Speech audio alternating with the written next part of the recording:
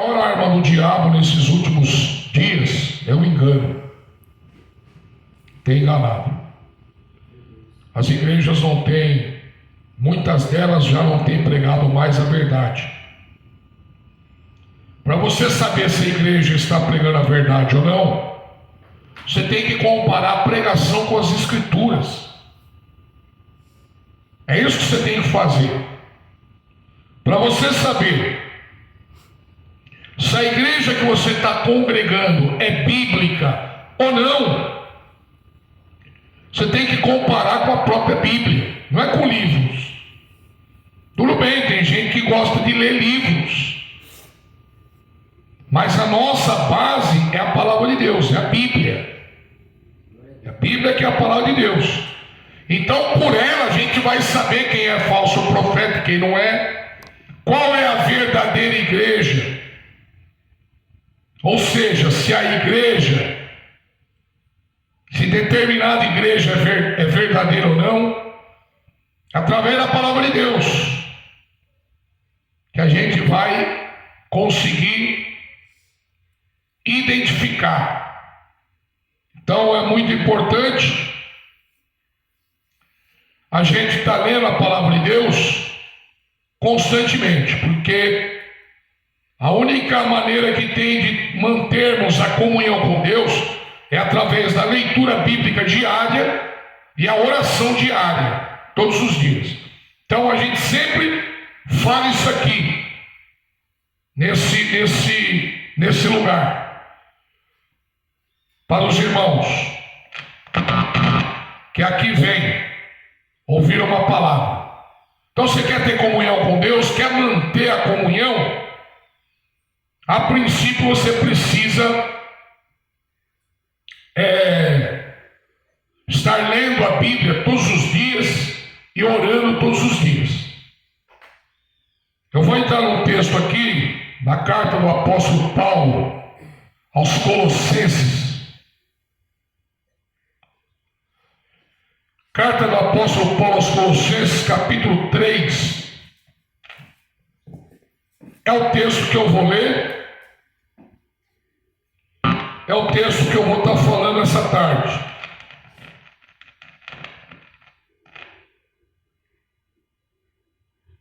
Versículo 5. Fazei, pois, morrer a vossa natureza terrena: prostituição, impureza, paixão, lascívia, desejo maligno e avareza, que é a idolatria. Por essas coisas é que vem a ira de Deus sobre os filhos da desobediência. Ora, nessas mesmas coisas andastes vós também no outro tempo, quando vivieis nelas. Agora, porém, despojai-vos igualmente de tudo isso: ira, indignação, maldade, maledicência, linguagem obscena do vosso falar. Não mintais uns aos outros, uma vez que vos despistes do velho homem com seus feitos e vos revestistes do novo homem, que se refaz para o pleno conhecimento, segundo a imagem daquele que o criou, no qual não pode haver grego nem judeu, circuncisão nem incircuncisão, bárbaro, cita, escravo, livre, porém Cristo é tudo em todos. É a carta do apóstolo Paulo aos Colossenses, capítulo 3. E o apóstolo Paulo, ele é um apóstolo de Cristo. Ele não está afiliado a denominações.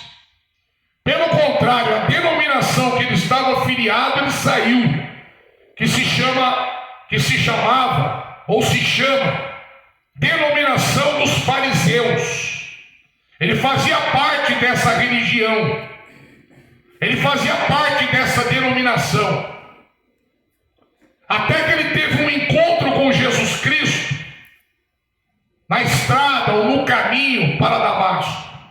Ele teve um encontro. E daquele momento em diante, a Bíblia diz que ele cai por terra. E ele ouve a voz, mas já não consegue enxergar. Porque Jesus se manifestou na vida dele com poder. O texto diz que foi um clarão, uma luz muito forte. É a mesma coisa que você pegar, presta atenção, subir lá em cima depois do almoço, você vai voltar a trabalhar, aí você pede para um funileiro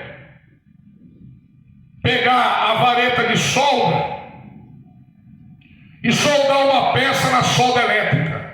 Você consegue olhar para aquilo ali? Você consegue olhar ou não? Para aquela solda elétrica. Você não consegue olhar. Tem que ter uma máscara, tem que ter uma proteção. Porque senão vai queimar a sua vista.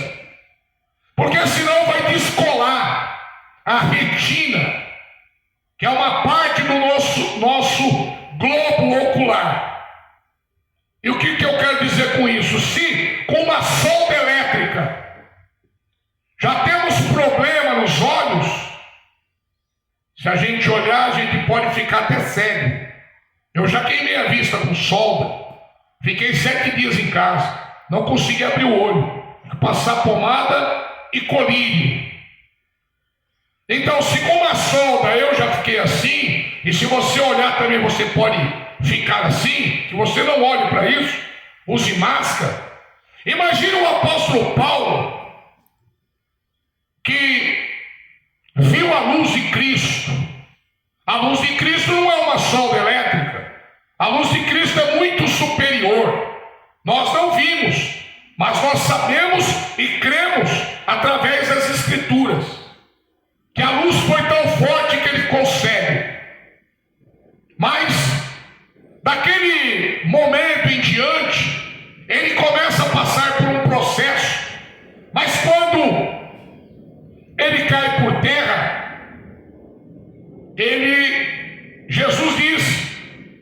Jesus pergunta para ele: Saulo, Saulo, por que tu me persegues? E ele responde: quem és tu, Senhor? Ele já responde sabendo e reconhecendo que quem falava com ele era maior do que ele, chamando-o de Senhor, um fariseu que perseguia a igreja.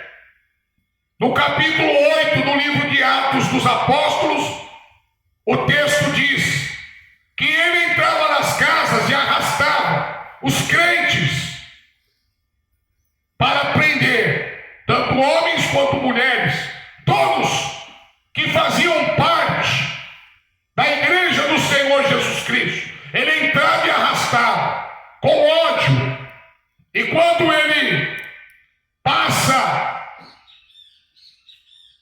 a ter um encontro com Cristo, ele já reconhece dizendo: Senhor, quem és tu, Senhor? Jesus faz uma pergunta: por que tu me persegues? E ele responde com uma pergunta: quem és tu, Senhor? Jesus responde para ele: eu sou Jesus, a quem tu persegues. Eu sou Jesus.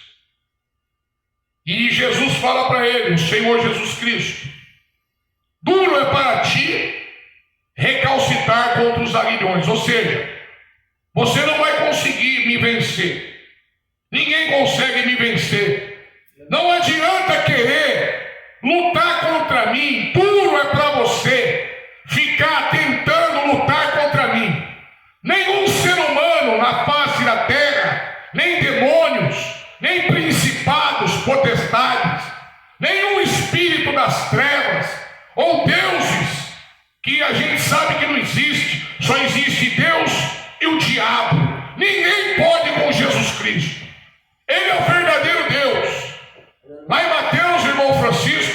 no capítulo 10, versículo 32 e 33, o próprio Jesus Cristo diz, instruindo aos seus discípulos: aquele que me confessar publicamente, eu o confessarei perante o meu Pai que está nos céus e perante os anjos. Porém, aquele que me negar, eu também o negarei perante meu Pai que está nos céus e perante os anjos.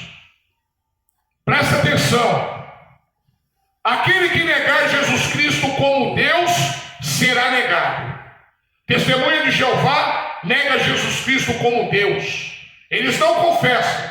É uma seita maligna, perversa, que está levando milhões e milhões e já levou muitos milhares para o inferno. Porque todos aqueles que rejeitam Jesus como Senhor e Salvador serão lançados no fogo eterno, se antes da morte não reconhecerem que Jesus Cristo é o único Deus.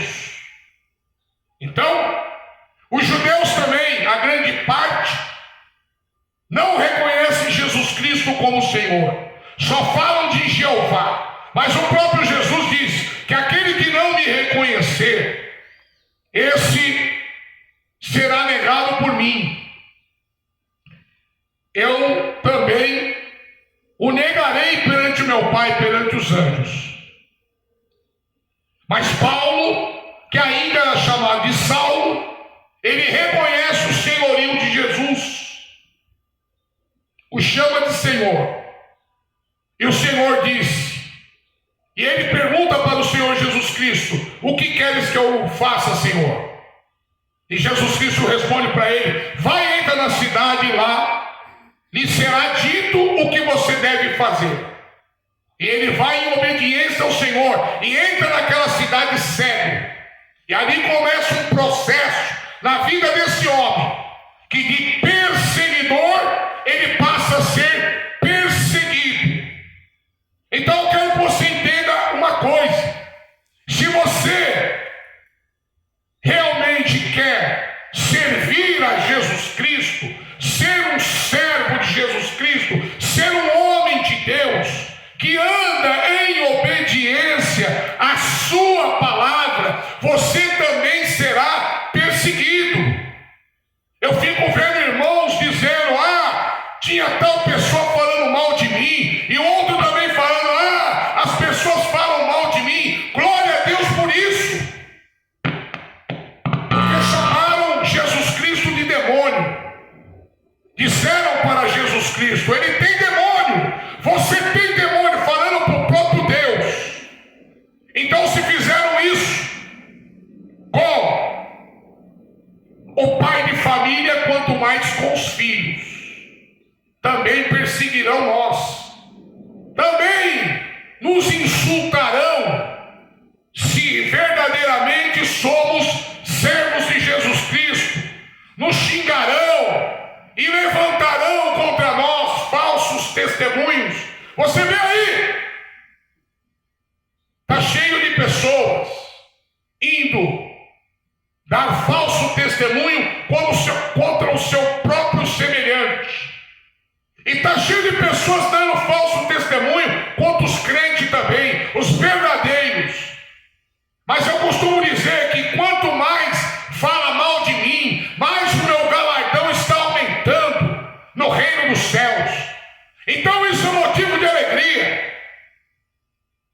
O próprio apóstolo Paulo escreveu na carta a Timóteo: procura-te apresentar-te a Deus como obreiro aprovado, de que não tem de que se envergonhar, que maneje bem a palavra da verdade. Então, para quem que a gente tem que se apresentar? A Deus, não é homens. Eu não estou nem aí porque eles falam. Eu quero saber e fazer a vontade de Deus. E o apóstolo Paulo, ele vai dizer que quando ele escreve na carta aos Colossenses, em todas as suas cartas, Coríntios, Efésios, Romanos, Gálatas, sempre ele tem uma palavra de repreensão. Mas essa palavra de repreensão, nas igrejas locais, nas províncias, nos locais onde as igrejas se reuniam, que eram nas casas,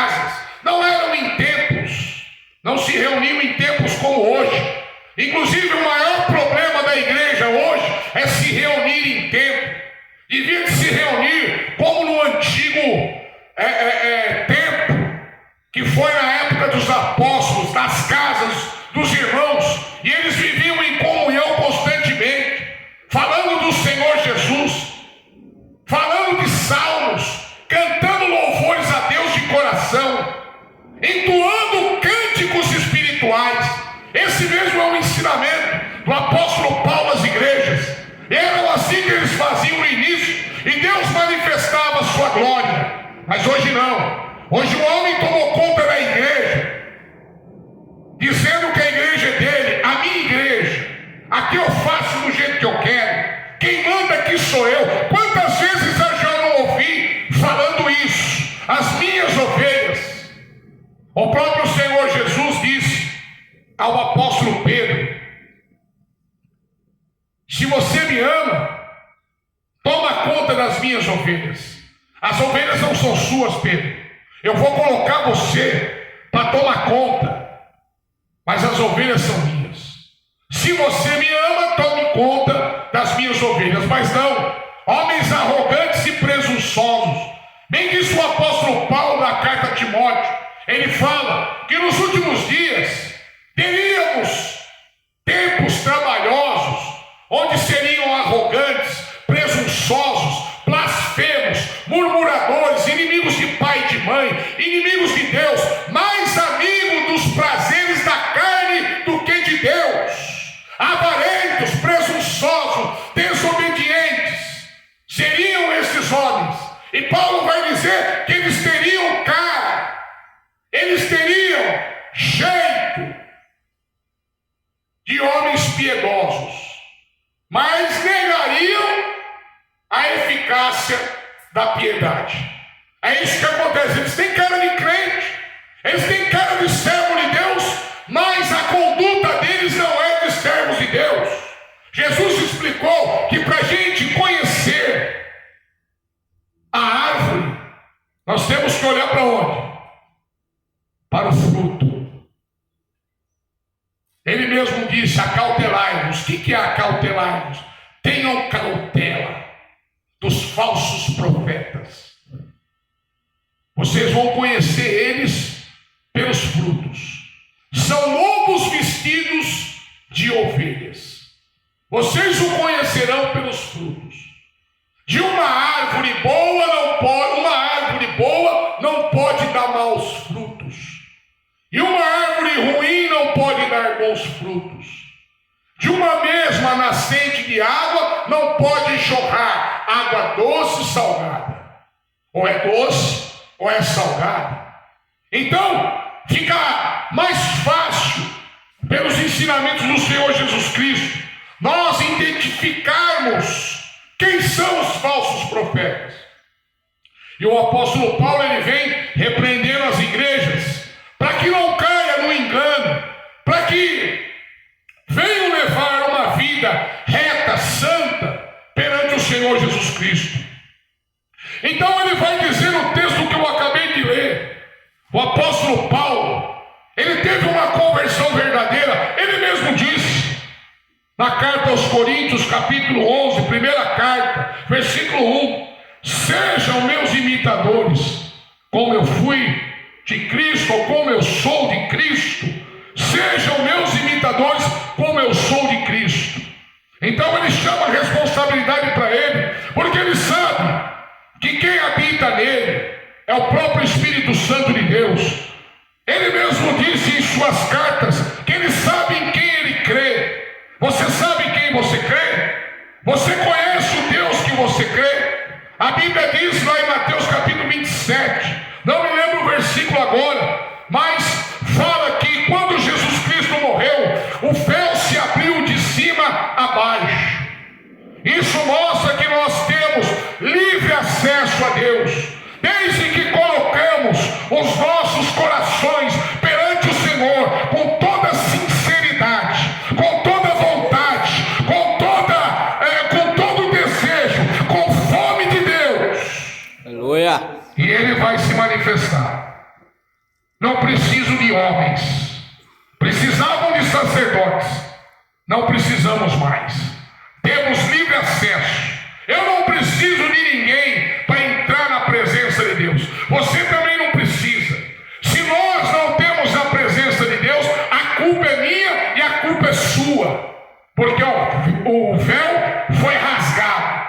Temos livre acesso. Deus está nos esperando para que venhamos mergulhar no oceano do Espírito, buscando a presença desse Deus, o qual rasgou o véu para que todo aquele que crê possa entrar na sua presença e gozar da alegria que só o Espírito Santo de Deus pode promover. Então o apóstolo Paulo, cheio do Espírito Santo, ele escreve. Não vai dar tempo de falar do texto todo. Eu estou fazendo uma introdução. Mas no versículo 5 ele vai dizer para os Colossenses: fazei morrer a vossa natureza terrena. É um texto que está muito claro. Quem é que faz morrer a natureza terrena? Somos nós mesmos. Nós é que podemos fazer com que a nossa natureza terrena morra, mas não com as nossas próprias forças, e sim olhando para a cruz de Cristo, onde Ele morreu, derramando o seu sangue para nos purificar. Mas a carne dele foi esmagada naquela cruz, fazendo com que todo aquele que crê nele consiga dominar a própria carne. O próprio apóstolo Paulo escreve que se cremos em Cristo, ou se somos de Cristo, o nosso corpo está morto para o pecado, porque o nosso corpo foi crucificado com Cristo. Somos nova criatura, não vivemos mais na prática do pecado. Então o apóstolo Paulo, ele vem dizendo: fazei morrer a vossa natureza terrena, porque isso não pode trazer bem algum para o ser humano. Isso não pode trazer bem para vocês, ó Colossenses.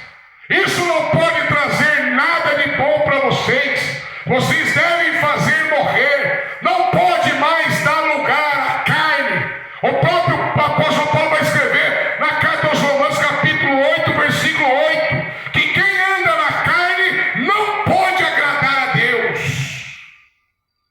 Então a instrução do apóstolo Paulo, do próprio Espírito Santo, usando ele,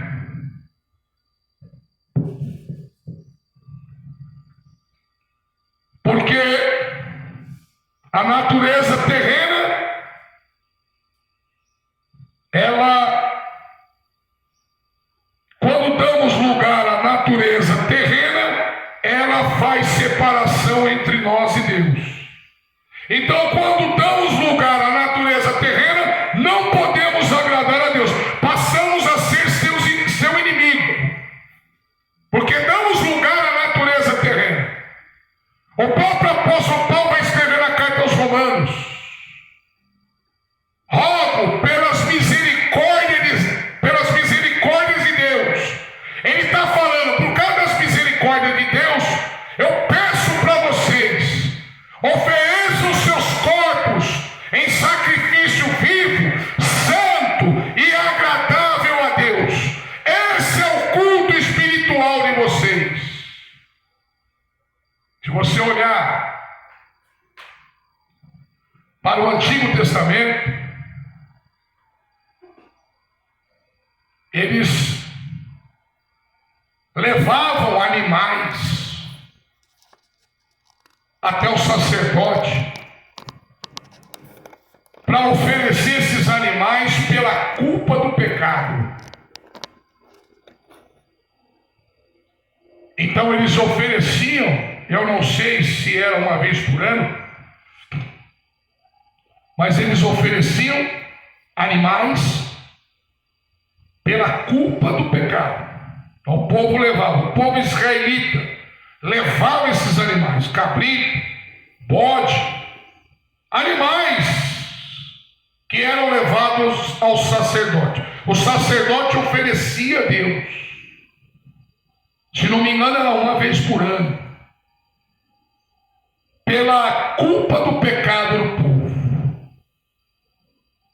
Agora eu pergunto para você, esses animais, como que eles tinham que ser?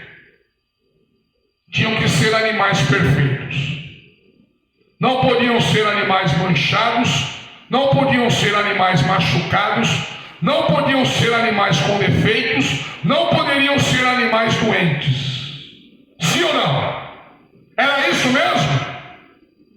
Quando os israelitas ofereciam os animais para sacrifício a Deus, não poderiam ser animais doentes, manchados, com fraqueza, animais debilitados, ou até mesmo carcaça de animais, como os próprios sacerdotes, na época do profeta Malaquias, ofereciam a Deus carcaça de animais, resto de animais, que encontravam nos campos, parte de animais que foram devorados por outros animais, feras que estavam no campo. Então sobrava aquele resto de animal. Eles pegavam aqueles restos, ofereciam a Deus e ficavam com um bom para eles que o povo oferecia. Olha só o que eles faziam.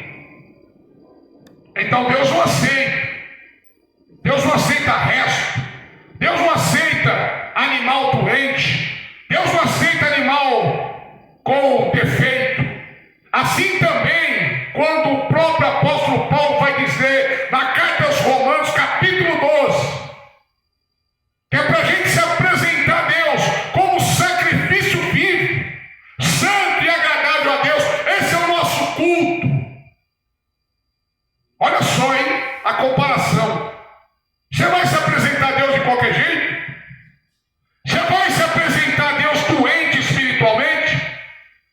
Você vai se apresentar a Deus todo manchado de pecado? Você vai se apresentar a Deus todo aleijado espiritualmente? Você vai se apresentar a Deus como? Em sacrifício vivo, santo e agradável, porque senão Deus não aceita entrarmos na sua presença de qualquer jeito. Então o próprio apóstolo Paulo vai dizer na carta aos Colossenses: fazei morrer a vossa natureza terrena. Semana passada, eu vou falar aqui. Semana passada, os pastores não querem falar, eu falo. A semana passada, uma moça muito bonita, nova, jovem, foi assistir uma desgraça num jogo de futebol. Isso é uma desgraça. Isso é uma idolatria. O homem é controlado, é uma natureza terrena.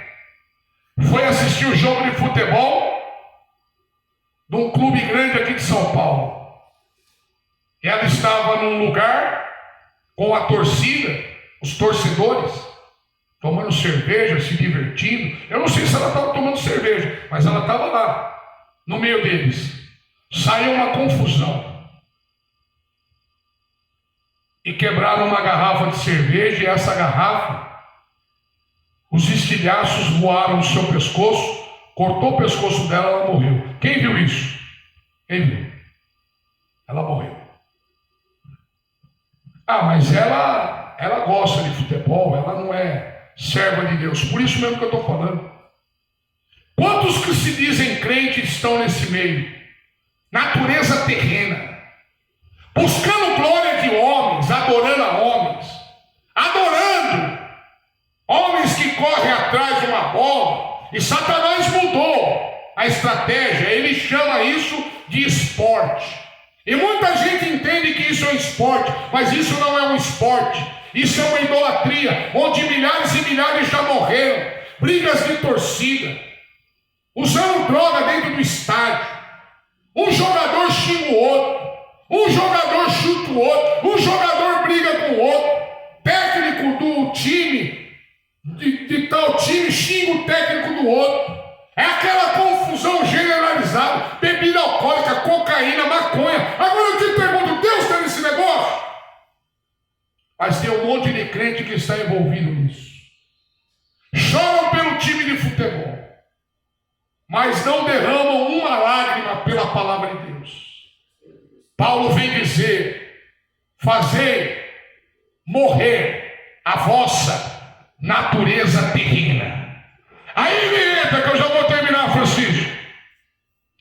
Prostituição, impureza, paixão lascívia, desejo maligno, avareza, que é idolatria. Olha, sabe por que eu gosto do apóstolo Paulo? Porque ele dá nome: prostituição, homossexualidade. Ele dá nome: idolatria. Ele vai dizer aos bêbados: não herdarão o reino do céu. Trapaceiro, trambiqueiro, ele dá nome.